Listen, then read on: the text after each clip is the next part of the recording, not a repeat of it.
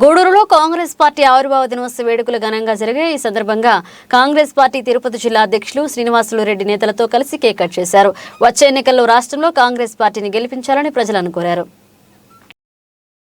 తిరుపతి జిల్లా గూడూరు పట్టణంలో కాంగ్రెస్ పార్టీ ఆవిర్భావ దినోత్సవ వేడుకలు జరిగాయి. ఇక స్థానిక కాంగ్రెస్ పార్టీ కార్యాలయంలో జరిగిన ఈ వేడుకలకు జిల్లా అధ్యక్షులు శ్రీనివాసులు రెడ్డి ముఖ్య అతిథిగా హాజరై కేక్ను కట్ చేశారు.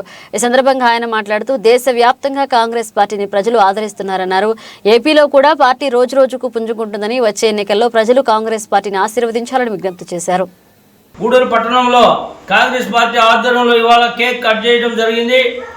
అదేవిధంగా కాంగ్రెస్ పార్టీ 2024 ఎన్నికల్లో గెలిపించే దిశగా కాంగ్రెస్ పార్టీ శ్రేణులన్నీ కూడా పనిచేయాలని ఈ సందర్భంగా నేను తెలియజేసుకుంటూ ఉన్నాను.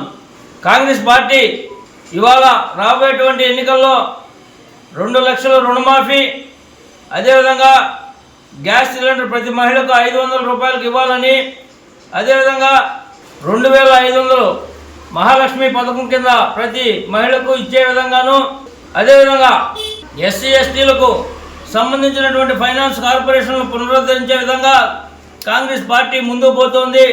రాబోయేటువంటి 24 ఎన్నికల తర్వాత ప్రతి మహిళ కూడా బస్సులో ఉచితంగా ప్రయాణం చేసే విధంగా కాంగ్రెస్ పార్టీ మేనిఫెస్టోను రూపొందించబోతుంది.